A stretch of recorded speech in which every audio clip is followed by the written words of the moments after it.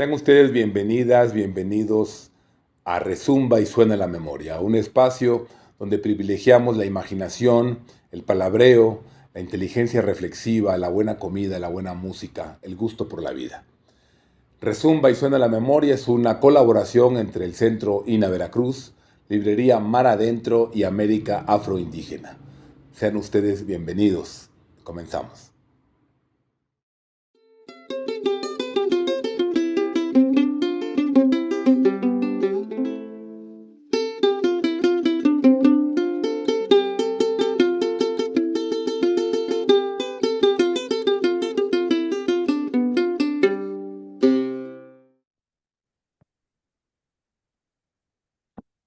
¿Cómo están? Espero que y confío que muy bien en este inicio del 2024 y sean bienvenidos y bienvenidas a una emisión más de Rezumba y Suena la Memoria, donde como ustedes saben nos gusta conversar con personas que sienten, que reflexionan de distintos ámbitos y quehaceres. Y en esta ocasión me da mucho gusto recibir a Pablo Sierra, que es un connotado académico, historiador, que trabaja en la Universidad de Rochester en Estados Unidos, y a quien le doy la bienvenida y le agradezco mucho esta conversación. Álvaro, pues muchísimas gracias. Sí, como bien dices, vivo muy lejos, aquí casi en la frontera con Canadá, y bueno, qué gusto poder platicar contigo este mes de enero. Pues, Pablo, para solo comentarles a nuestra audiencia, Pablo trabaja distintos asuntos. Es también un historiador que trabaja el periodo que nombramos colonial, ¿verdad? Los siglos XVI, XVII, XVIII, y de manera muy particular han sobresalido sus trabajos sobre Puebla, y sobre la presencia de población esclavizada y la importancia de población esclavizada en la ciudad de Puebla, pero también en otros espacios urbanos como la Ciudad de México. Les voy a mostrar su libro, ¿verdad? Que está publicado por la Universidad y la Editorial de Cambridge. Y muy en particular, vamos a conversar sobre un texto fascinante que está publicado en inglés, que fue publicado por la Hispanic American Historical Review en el 2020, titulado Afro-Mexican Women in Saint-Domingue, Piracy, Captivity and Community in the 1680s and 1690. Además, este texto que podríamos traducirlo como Mujeres Afromexicanas en Santo Domingo, Piratería, Cautividad y Comunidad en 1680 y 1690, fue galardonado con el James Alexander Robertson Memorial Prize en 2021, y pues los invitamos a consultarlo, y confiamos que esta conversación sea justo un aliciente para que conozcan este texto. Entonces, en este texto del cual vamos a conversar con Pablo, Pablo nos cuenta una historia fascinante que es el reverso de la moneda de un episodio que particularmente en Veracruz se ha constituido como uno de los grandes hitos y mitos de la memoria colectiva, ¿no? Que es el famosísimo ataque del pirata Lorencillo a Veracruz. Pero Pablo se mueve de manera contundente y radical de las versiones que nos han contado, y, y nos ofrece una una mirada y una perspectiva bien distinta, y que es la que queremos que ustedes conozcan. ¿Cómo ha sido para ti, Pablo, escribir y investigar este texto? Por ahí me gustaría empezar. ¿Qué ha sido para ti este proceso? Bueno, para empezar, ha sido un proceso de muchísimo aprendizaje, porque mis primeras investigaciones estaban completamente centradas en la ciudad de Puebla. Y entonces uno empieza a especializarse, entiende sus parroquias, sus archivos, y de pronto entrarle a un tema tan caribeño, tan atlántico, pero también tan particular del puerto de Veracruz, pues es dar un salto, ¿no? Es entrar a otra historiografía, a otras tradiciones, a otras comunidades académicas también. Entonces, lo primero que diría fue que entré con bastante temor a este tema que siempre me ha fascinado y de hecho te puedo comentar, Álvaro, cómo es que llegué a esto. Sí, Eh, sí. pero fue, ¿cómo te digo? Con un sentimiento de que tenía que hacerlo muy cuidadosamente, precisamente porque no tenía 10, 12 años de preparación estudiando Veracruz. Eh, entonces, más bien, yo entro en este tema por unas crónicas, unos anales, los anales de San Juan del Río, que es un Shupowali, ¿no? Son los años cuenta de las crónicas nahuas. Y hay un recuento muy interesante en mayo de 1683 que hace el gobernador indígena de Puebla, donde menciona precisamente, eh, digamos, comparte la noticia del saco del puerto de Veracruz y el impacto que eso tiene en la sociedad poblana. Yo no esperaba encontrarme este caso y inmediatamente me llamó muchísimo la atención porque nombra a personas en la comunidad afro en Puebla que van a responsabilizarse para ir a rescatar el puerto. Entonces ahí aparece un Felipe Monzón Mojica, chilero, casado con una mujer indígena muy importante en Puebla. También aparece Lorenzo de Tapia, que sería capitán de la milicia de Morenos. Y entonces dije, qué interesante, aquí hay un vínculo muy rico, pero desde la perspectiva de una persona de la nobleza indígena.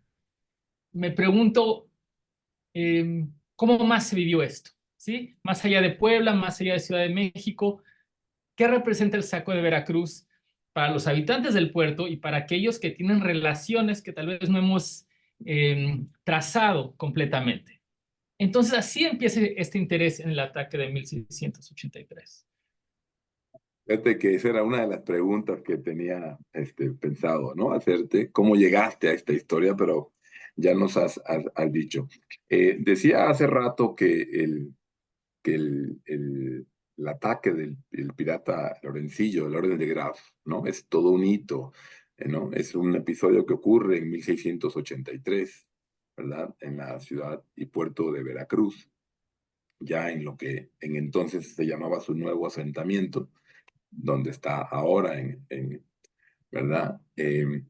Y yo decía que una de las cosas, Pablo, que, o sea, digamos, sobresalientes de este texto tuyo, es porque lo que tú planteas es, y recuerdas, es en este ataque y al momento de partir los piratas, y tú corrígeme si algún dato me falla, de, toman prisioneros y parten con aproximadamente o al menos 1.500 personas afrodescendientes entre mujeres y varones, ¿verdad?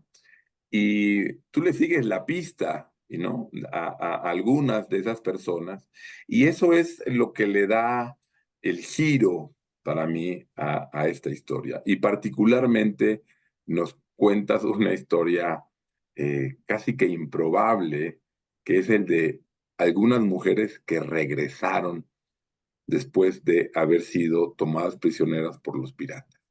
¿Cómo podrías contarnos, contar esa historia que cuentas en tu texto? Claro, bueno, sí, a mí lo que siempre me llamó la atención de este ataque fue que parecían haber otros matices, es decir, a los bucaneros a menudo los pensamos en relación a los grandes botines, ¿no? La plata, el oro, la joyería. Y a mí me pareció muy interesante entender dos cosas. Primero, que la población afro de Veracruz y de Puebla y de Ciudad de México, en general de la Nueva España, es una población que está consolidando sus libertades. Sí, el último cuarto del siglo XVII es un periodo donde la familia negra y libre ya no es una paradoja, es una realidad. Es más y más, cuando consultamos los libros de bautismos, vemos que son ya relativamente pocos los niños que son bautizados esclavizados, más bien son los libres. Entonces yo decía, bueno, qué interesante que se da este ataque y que los bucaneros al parecer tienen una idea muy firme sobre lo que van a hacer en el puerto. A lo que yo voy en el artículo es que hay una lógica esclavista que traen los bucaneros. En su mayoría, estos están en Saint-Domingue, en lo que hoy es Haití, que era un territorio, digamos, no oficial francés. Y también muchos provenían de la Jamaica inglesa, donde ya, digamos que el gobernador no los veía bien a los bucaneros. El caso es que hay una mentalidad esclavista y si estudiamos cuidadosamente las crónicas del ataque, nos vemos que desde el comienzo hubo la intención de secuestrar a la población afro de Veracruz. Por ejemplo, tenemos el caso de Fray Juan de Ávila, fue testigo de vista, vivió varias de las torturas que sufrió la población veracruzana y a él, junto con otras 4,000 personas, lo llevan a la isla de Sacrificios. Todo esto a menudo se olvida cuando estamos leyendo las crónicas del ataque. Sin embargo, pasa casi una semana en Isla de Sacrificios, que es un islote bastante reducido, de hecho, ya camino a Boca del Río, y nos cuenta Fray Juan de Ávila cómo los bucaneros, y aquí lo voy a citar, formaron una calle de los enemigos con los alfanjes desnudos en la mano, quitando la ropa que nos había quedado. ¿No? Entonces, este proceso de desnudar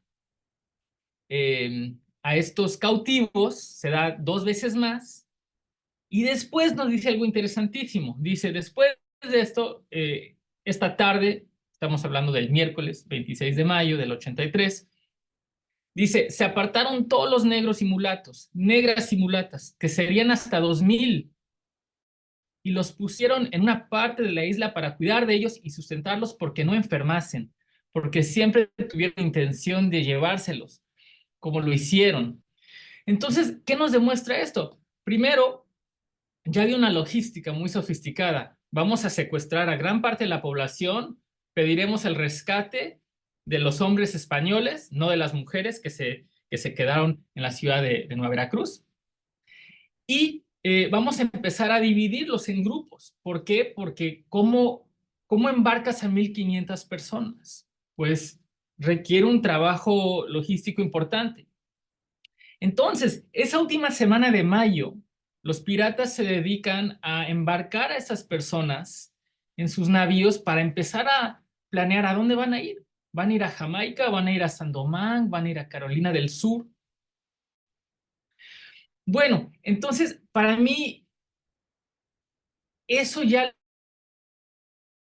le da, porque no simplemente es la destrucción de Veracruz, es extraer a esa población. Tenía motivos para hacerlo.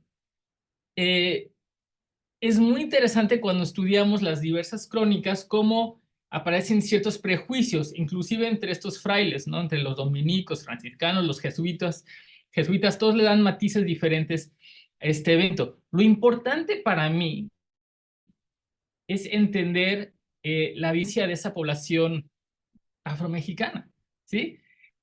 Podemos decir, se secuestraron 1,463 personas. Eso en sí es un dato espeluznante, ¿no? ¿Cómo conceptualizar algo así? Pero decir que los bucaneros llegaron a Veracruz con el plan ya hecho de secuestrar a 1,463 personas afrodescendientes y que no llevarían a nadie más, entonces eso ya obedece a una lógica racializada, ¿no? Los bucaneros entendían que venían no solo a buscar joyas, venían a buscar esclavos.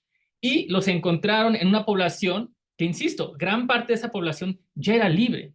Era gente que tenía generaciones en el puerto. Y algunos que sí recién habían llegado del Congo, de Curazao, de diversos asentamientos. Entonces digo yo, bueno, eso me parece merece su propio estudio. ¿Cómo seguirle la pista a esta población que hemos olvidado en estas crónicas?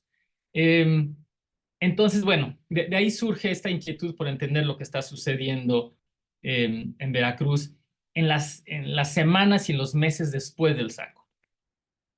Pablo, tú nos dices en tu texto que esta población afrodescendiente, afroveracruzana, como también la llamas, fue llevada a Carolina, a Jamaica y a Santo Domingo, a San Domingo.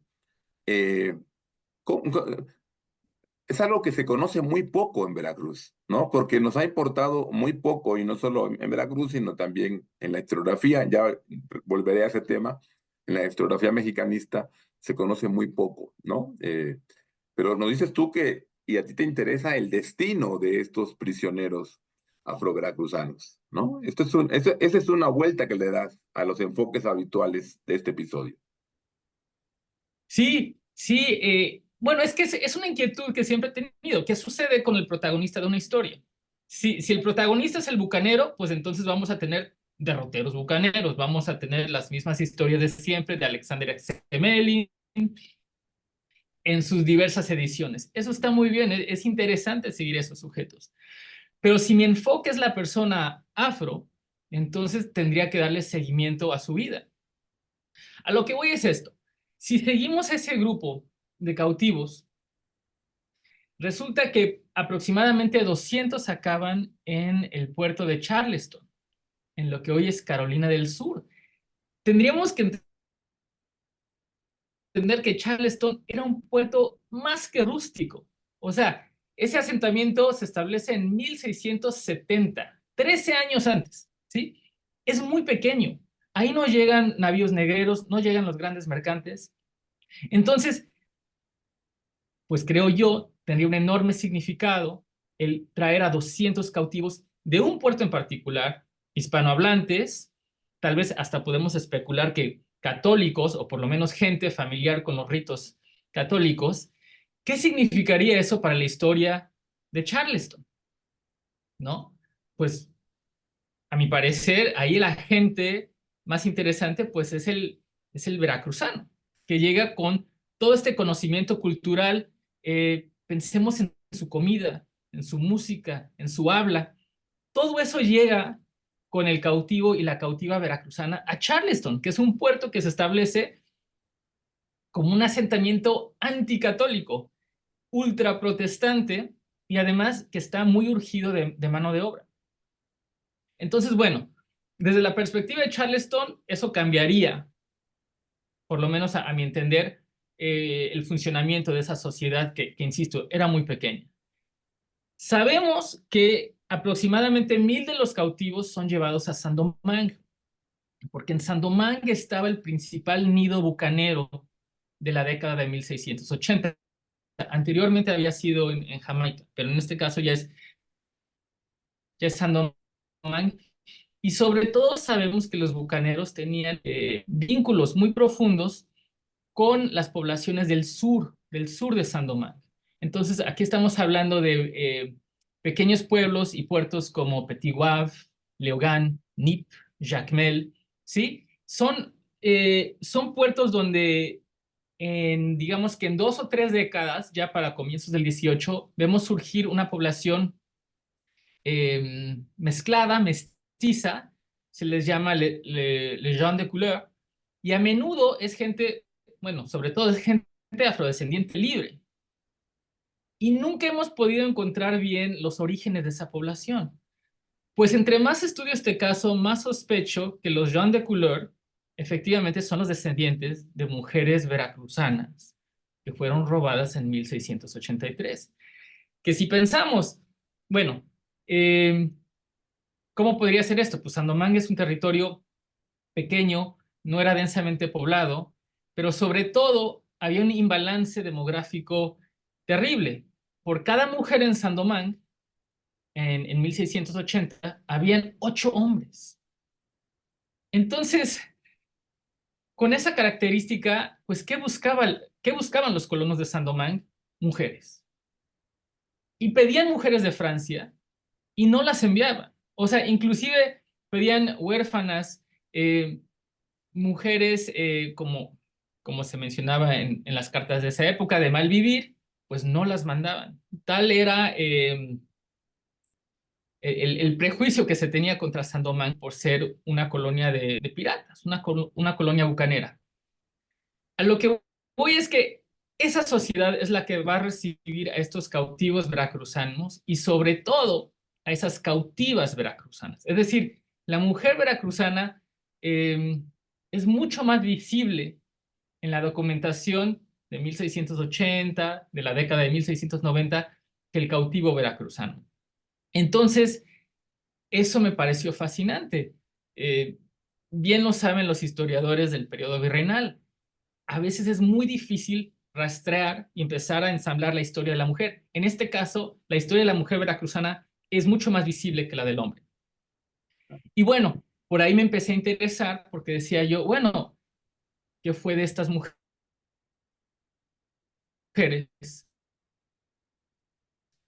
¿Cómo pensar de su vida? ¿Logran su libertad? ¿Tienen niños? ¿Crían familias? O sea, ¿qué pasa con ellas? Entonces, esas son las inquietudes que me van llevando más y más a una historiografía en francés y sobre todo a este estudio de las Antillas francesas, que se comparte la historia de Saint-Domingue con aquella de Martinique y la de Guadalupe también. Claro. En ese sentido, tu ensayo es una muestra muy inteligente de lo que también se conoce en el ámbito historiográfico como una historia conectada, ¿no? Esta necesidad e importancia para entender, ¿no? Ciertos lugares, hay que pensar en su conexión con otros lugares. Yo quisiera pedirte una reflexión también puntual, porque parte del giro que tú ofreces en el análisis de este episodio, de rastrear, ¿verdad?, la pista de las mujeres que fueron tomadas cautivas, a donde fueron a parar y sobre todo que regresan, a eso iremos más adelante, pero tiene que ver con una reflexión y una crítica a la manera como se han trabajado las fuentes, ¿no? Tú nos adviertes, nos señalas que se han trabajado una serie de fuentes de documentación que es el resultado de la pluma de clérigos, de militares, de autoridades políticas, ¿no? Eh, pero me llama la atención porque dice, y te quiero citar, desde la perspectiva afromexicanista, estoy haciendo una traducción libre, los silencios de los archivos que envuelven a la invasión del puerto de Veracruz son especialmente sórdidos. Me encantó que utilizaras ese término, el de sórdido, ¿no? Porque nos dices más adelante, estos silencios han producido indiferencias y brumosas siluetas, ¿no? Respecto de la negritud y la afrodescendencia, tanto en Veracruz como en México, ¿no? ¿Qué me podrías decir sobre eso, Pablo? Sí, bueno, pues es simplemente un intento por entender esta no historia. Es decir, a mí me ha influenciado muchísimo el trabajo de Michel Roch-Trujillo, este gran intelectual haitiano, que tenía la idea de que la historia se construye a partir de cuatro fases, ¿no? Cuatro momentos: la creación de la fuente, la creación del archivo, la creación de la narración y luego la creación de la historia en su última instancia, ese momento de reflexión. Y yo decía, bueno, si estamos hablando de estas 1000 personas que van a transformar el futuro de una isla, ¿por qué no se sabe nada de ellas? Y evidentemente tiene todo que ver con la producción del documento histórico. Si solo nos apegamos a lo que nos dicen los gobernadores, los arzobispos, pues prácticamente nunca vamos a dar con estas personas. Entonces, es una crítica, diría yo, amplia hacia la historiografía en general. Aquí también incluiría yo a los historiadores del Atlántico inglés, del Atlántico francés, ¿no? Que en general sí dependen completamente de esas cartas y de la colección que se llama The Calendar of State Papers. Eh, lo que yo intento hacer tal vez como una, una microhistoria colectiva. Es decir, no puedo darte detalles concretos sobre la vida de Tomasa, que es una de las mujeres robadas. Yo no te puedo decir dónde se crió, eh, si tuvo hermanas o no, en qué momento fue vendida, no lo sé. Pero podemos empezar a ensamblar a partir de estos fragmentos que aparecen en diversas crónicas, en actas de bautismo, en las actas de matrimonio de las primeras que empiezan a aparecer en Saint-Domingue, y también en estos casos de retorno. Y yo te agradezco mucho esta pregunta porque el caso de estas mujeres que yo logro demostrar que regresan a Veracruz en 1687, bueno, yo doy con ellas porque estoy leyendo casos de contrabando a finales de la década de 1680. Ahora sí que, como diría mi abuelita, fue de chiripa, ¿no? Esto es un panzazo. Yo no estoy pensando que voy a encontrar el testimonio de una mujer que sobrevive el ataque de Lorencillo, que vive en cautiverio en Sandomán y que logra regresar a Veracruz. Ellas aparecen porque un juez está buscando a quién culpar en un caso de contrabando, de contrabando de cacao que viene de Caracas, con muchas otras mercaderías. Y este hombre decide que, hay unas pasajeras sospechosas que venían en este navío. Déjalas entrevisto. Ellas no tienen absolutamente nada que compartir con este caso de contrabando. No les interesa. ¿Por qué? Porque ellas lo que quieren es regresar a su comunidad de donde fueron raptadas. Entonces, ¿de qué hablan? Pues hablan de su tiempo en Sandomán, viviendo con los piratas. Hay un episodio muy extraño ahí donde son o rescatadas o transportadas a la punta este de Cuba, a Baracoa. Y de Baracoa, un avión negrero, que todavía los hay, aunque a veces no lo estudiamos, las lleva de Baracoa a La Habana a Veracruz. Entonces te decía, Pablo, te pedía un segundo porque quería compartirles que eh, en el texto Pablo nos presenta una historia que se antojaba imposible, ¿no? Que es no solo el hecho de que las mujeres, de que tres mujeres, en realidad algunas más, regresaran, ¿verdad?, de su cautiverio en Saint-Domingue, sino que además conociéramos sus historias, porque son dos cosas, ¿no? Y ya nos dijiste cómo llegaste a estas historias. Se trata, nos dices en tu texto, de Margarita de Robles, de Paula Matías y María de Pares, ¿no? Son algunas de las mujeres que en mayo de 1687, ¿sí?, desembarcaron, dices tú, tranquilamente en Veracruz tras viajar en el barco San Antonio. ¿Qué sabemos de estas mujeres, Pablo? Pues es muy interesante porque ellas llegan con la intención de restablecerse en el puerto después de 4 años fuera, ¿no? Entonces tenemos que entender que pues están intentando recuperar sus vidas. Aparecen en este registro porque hay un juez, don Fernando López Urbino, que más bien está, perdón, Ursino, que está investigando el contrabando, ¿sí? Está muy preocupado con el contrabando que llevaban los holandeses. Y entonces más bien las entrevista, digamos que sin querer queriendo, ¿no? Él busca información sobre las llegadas ilícitas de cacao, de textiles franceses y de lo que fuera. Y entonces a ellas las documentan como pasajeras en este navío, que por cierto, el San Antonio es un navío negrero. Era parte del asiento esclavista que tenía en ese momento la corona española con diversas casas holandesas. Entonces, es curioso, tanto Margarita como Paula como María realmente no quieren entrar en detalles de lo que sucedió en esos 4 años fuera.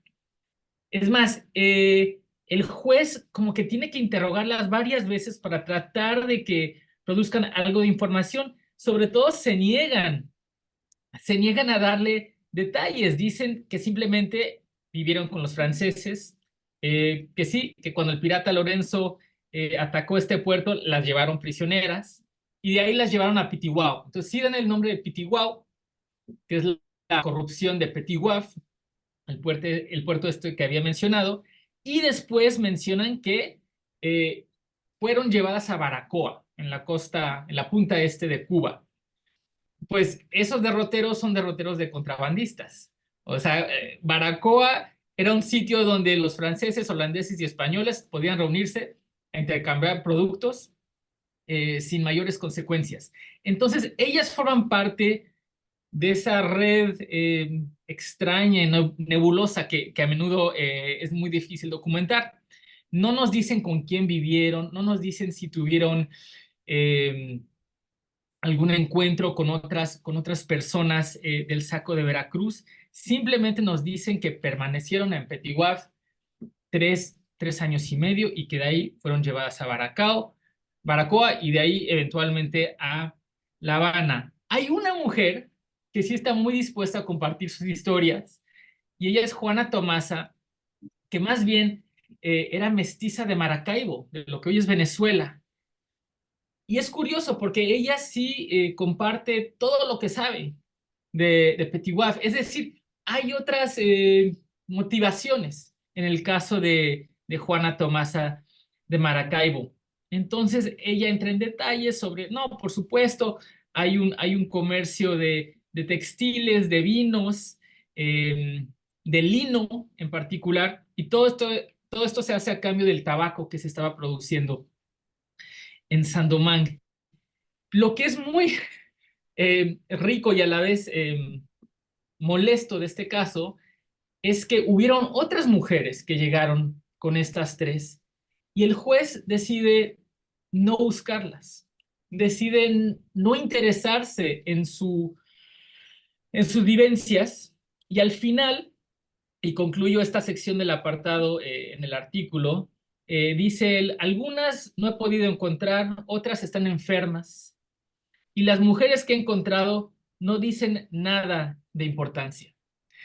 Y entonces a uno como historiador le duele, porque piensa, todo lo que vivieron estas mujeres, estos derroteros por el Caribe, estos contactos con los bucaneros, todo ese conocimiento que adquirieron no tenía relevancia para este juez, porque él quería saber de contrabando y no de sus vidas. Entonces, bueno, ahí la crítica que veníamos mencionando anteriormente se extiende también a ese personaje contemporáneo, que sencillamente no se interesa, creo yo, desde una perspectiva bastante machista, eh, no se interesa en sus vidas. Y entonces ese hilo documental se corta ahí y tenemos que empezar a buscar por otros lados para darle más contexto a sus vidas. Un aspecto que me parece también muy importante de resaltar, Pablo, conectándolo con esto que acabas de decir, es tu hacernos notar y llamar la atención del lector, a decir que estas mujeres y también varones, en realidad muchos de ellos estaban viviendo un segundo cautiverio, ¿verdad? Nos llamas nuestra atención de que usualmente pensamos cuando lo llegamos a hacer, en el cautiverio que significó, ¿verdad? Para estos cientos de miles de personas, millones, sabemos, de la trata esclavista, de entre 12 y 15 millones, ¿verdad? Que fueron eh, traídos en contra de su voluntad. Esto hay que reiterarlo tantas veces como sea necesario, ¿verdad? Pero tú hablas de un segundo cautiverio, no solo el primero, el que los trae de las costas, ¿verdad? De la África Occidental hacia el continente americano, sino también, como en esta historia, de el cautiverio intraamericano. Y eso me pareció muy, muy notable de tu texto también, Pablo, porque es algo que en lo que no pensamos, ¿no? Y creo que tiene que ver también con estos periodos que estudiamos, ¿no? O sea, es muy común decir, bueno, la esclavitud de la Nueva España fue algo terrible, sobre todo se concentró en este periodo de la Unión Ibérica, 1580, 1640, y fueron los portugueses.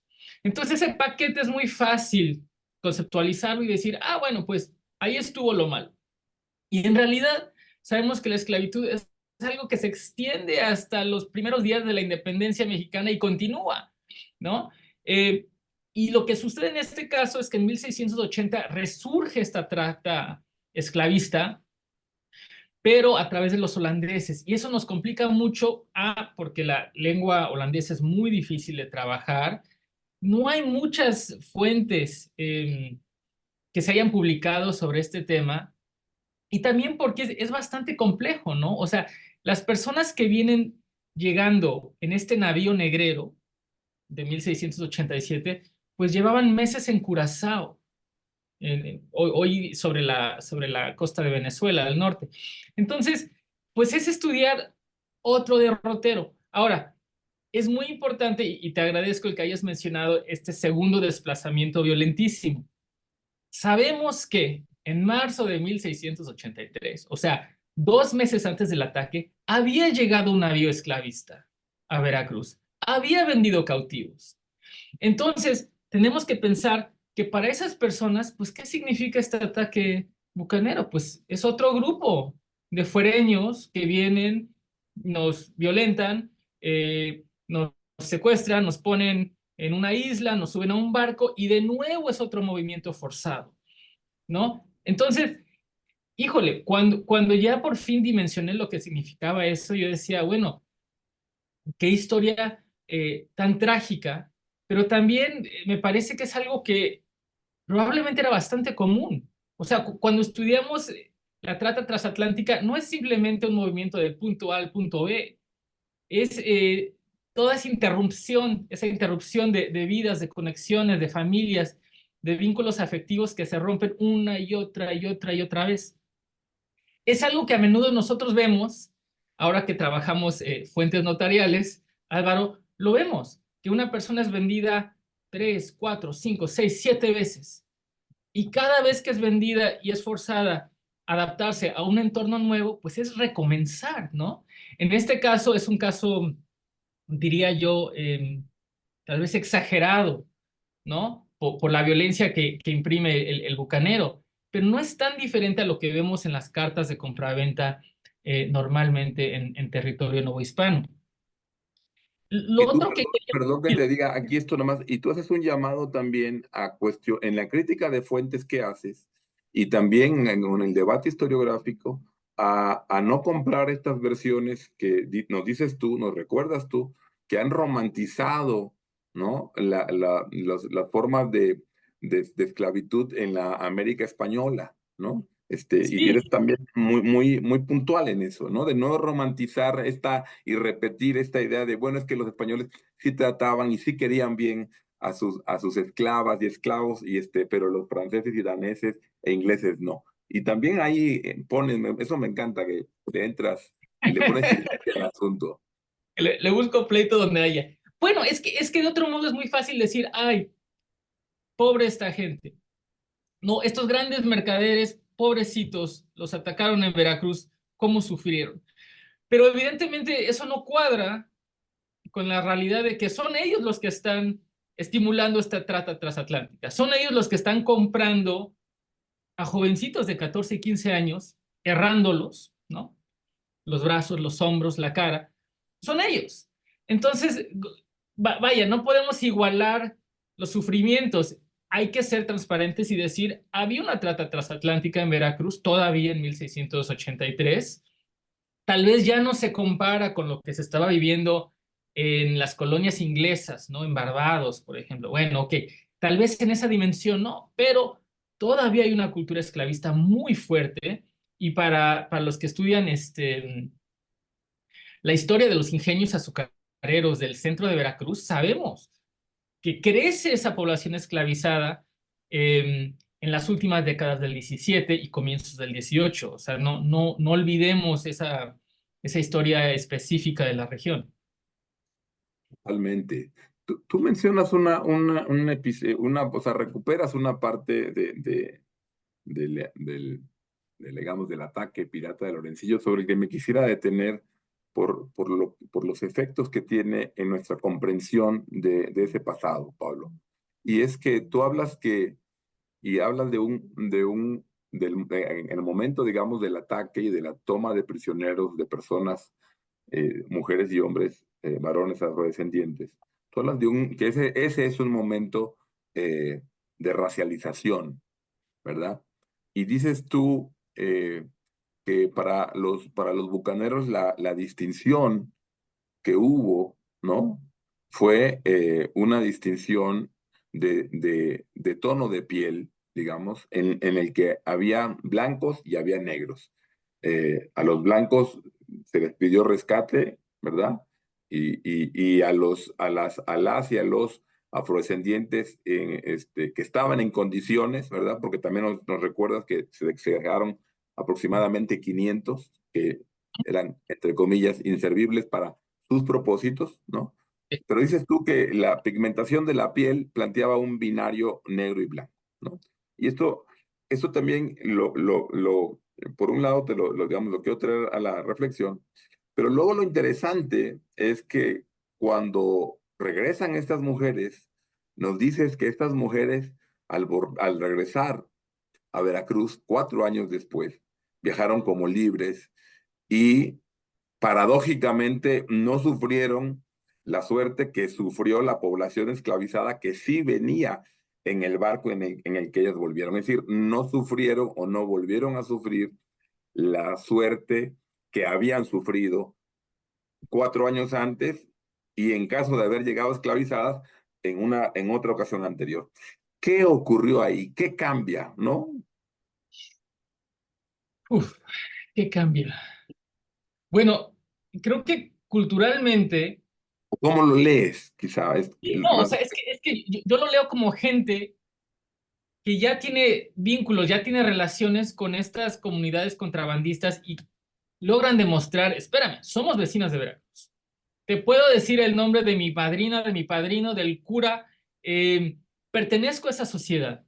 Mm, Y en cambio, los cautivos que vienen en el navío San Antonio, pues todavía no tienen esas conexiones con las sociedades que las van a recibir, ¿sí? Cuando mucho tal vez están manejando un par de palabras en holandés o en portugués, dependiendo de la región de la que fueron traídas. Eh, Ese apartado me dio cosa escribirlo, porque yo decía, bueno, ellas viajan como personas libres, como pasajeras, pero viajan en un avión negrero. Y Lisa Z. Winters, que es una académica aquí en Estados Unidos, decía, esto es un terreno muy peligroso para el académico, ¿no? Tenemos que ir con muchísimo cuidado porque ellas acaban de vivir eso hace 4 años y ahora logran diferenciarse.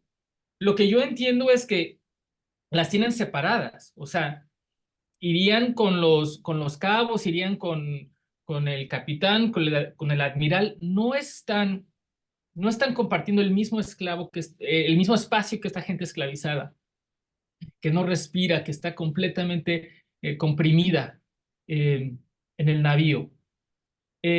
Entonces ahí tenemos que hacer una reflexión, tenemos que hacer un ejercicio de imaginación. ¿Qué pensarían ellas? ¿Qué sentimientos, no? Definitivamente encontrados, también de alivio por regresar a un Veracruz, pero a un Veracruz que ya no reconocen del todo. Eso es algo que me ha costado y a medida que sigo desarrollando este libro, me cuesta mucho pensarlo. Estas personas que logran regresar, ¿se reconocen en esa sociedad que dejaron hace 4 años? Porque esas 1,500 personas en su gran mayoría no regresan. Entonces, sus amistades, sus compadres, eh, sus socios, ¿siguen? ¿Ya no están? ¿Se fueron a Jalapa? ¿Murieron? O sea, es un regreso a una ciudad desconocida, a un puerto que está cambiando radicalmente y esto todavía falta pensar en los cambios físicos que sufre la ciudad, ¿no? La muralla que autoriza el virrey y lo que fuera. Pero el Veracruz que conocieron en el 83 ya no es el mismo Veracruz que van a vivir en el 87. Entonces, bueno, eso es algo de lo que intento rescatar en el libro, digamos que esa dimensión un poquito más humana de lo que es sufrir algo de esta categoría y luego intentar reinsertarse en esa sociedad. Para ir cerrando esta conversación, Pablo, que te agradezco mucho y que te propuse como una plática sabrosa, aunque seria. Espero que, espero que lo esté cumpliendo. Eh, eh, Quería pedirte una reflexión de orden general, en el sentido de cómo se conecta, cómo piensas que se conecta esta historia esta fantástica historia de las mujeres que habiendo sido tomadas prisioneras en el ataque de Lorencillo y llevadas, en este caso, a Santo Domingo, Haití, ¿verdad? eh, pudieron regresar. ¿Cómo se conecta con los esfuerzos que se están dando en distintos frentes? Porque en México se reconozca ah, el pasado y el presente de la población de origen africano. Ay, pues supongo que mi propuesta sería entender nuestras historias pues, como una serie de conexiones, ¿no? O sea, es decir, la historia de Haití, creo yo, está íntimamente vinculada a la historia de México y en particular de Veracruz a través de este episodio. Quisiera yo pensar que parte de nuestra colectividad, de nuestro pensar de lo que es una comunidad afrodescendiente, tendría que estar conectada a esa isla y nos tendría que hacer reflexionar en estos movimientos continuos que fueron definiendo al Caribe y a las sociedades atlánticas. Últimamente he pensado mucho en esto, sobre todo por el paso de los migrantes haitianos que estamos viendo Mm. en gran parte de Centroamérica, en México, y este recorrido que hacen hacia los Estados Unidos. Y pensar que en realidad son historias compartidas. No tan solo la gente que vive en el sur de Haití, ¿sí? Pero en el sentido de que son miembros de la diáspora africana. Las sociedades mexicanas también son parte de la diáspora africana. Que hemos vivido episodios diferentes que nos han afectado, por supuesto, que hemos sufrido guerras civiles, por supuesto, terremotos. ¿Qué mexicano nacido después del 85 no entiende o no se solidariza con lo que vivió un haitiano después del 2010? ¿No? Entonces yo creo que ese es el potencial que tiene esta historia afrodescendiente de reconocernos y reconocer momentos eh, reconocer momentos de empatía, donde, pues, ¿cómo no nos vamos a entender? La historia del mexicano, te hablo como mexicano que vive en la frontera con Estados Unidos. Vivo la historia de un migrante muy diferente de la de otros migrantes, pero a fin de cuentas es una historia de migración.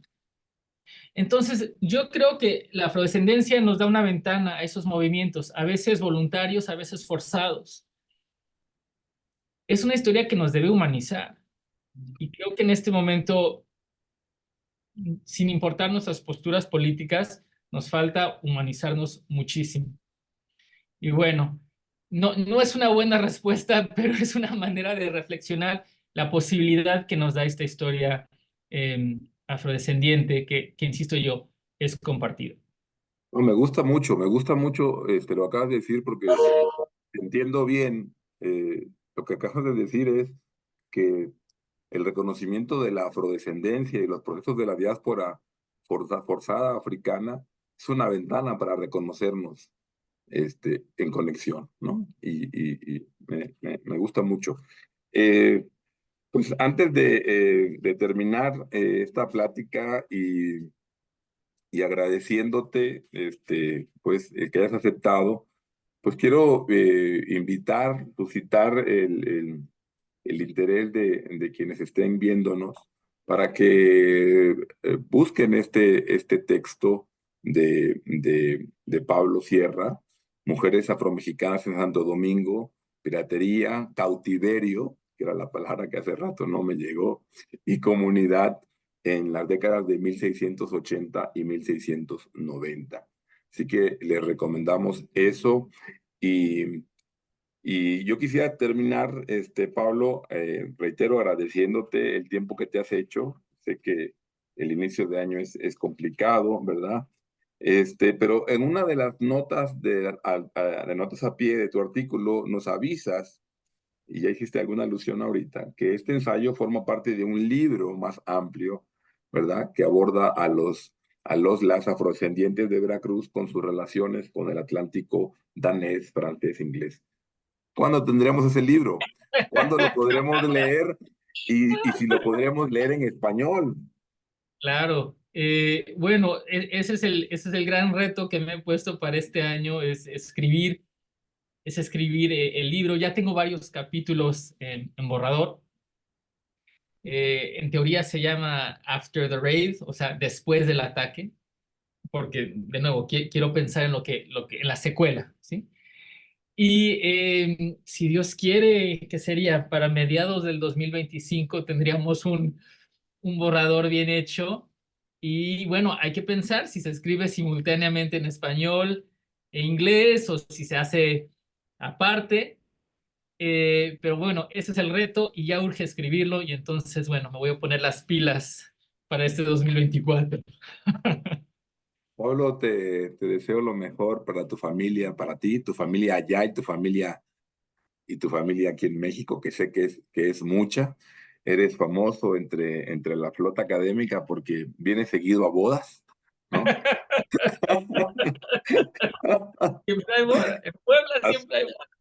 Así que una familia que se sigue multiplicando. También aprovecho para reiterarles también que consigan este libro y lo lean. Este magnífico libro que estoy terminando de leer de Pablo, que se llama Esclavitud Urbana en el México Colonial, que es un trabajo sobre Puebla de Los Ángeles, ¿no? Y donde Pablo me ha hecho pensar mucho en Tlacotalpan, Pablo, porque en Tlacotalpan hay personas en Tlacotalpan, no todas, pero la historia oficial ha vendido la historia de una Tlacotalpan española, Ah, ¿verdad? caray. Donde, por supuesto, se les olvida que fue un pueblo de indios, que era un pueblo, ¿verdad? Originario que existía antes de la llegada de los españoles y se les olvida que para mediados del siglo XVIII, más del 60% de la población de Tlacotalpan, Veracruz, ¿no? Hoy patrimonio de la humanidad, era, era un pueblo habitado en su mayoría por negros y mulatos. Pero hay gente que les encanta solo recuperar esa mítica y fantasiosa idea de Tlacotalpan como una ciudad fundada por españoles, ¿verdad? Y la lectura de de este libro tuyo sobre Puebla me ha recordado tanto, le he encontrado tantos paralelismos. Así que Claro. Hay que llevarles la fuente primaria. hay que llevar la fuente primaria. Así que, pues, muchas gracias, Pablo, y te mando un enorme abrazo y espero que nos encontremos pronto. ¿Eh? Claro que sí, Álvaro. Recibo un abrazo también, aquí desde la cálida Rochester, Nueva York.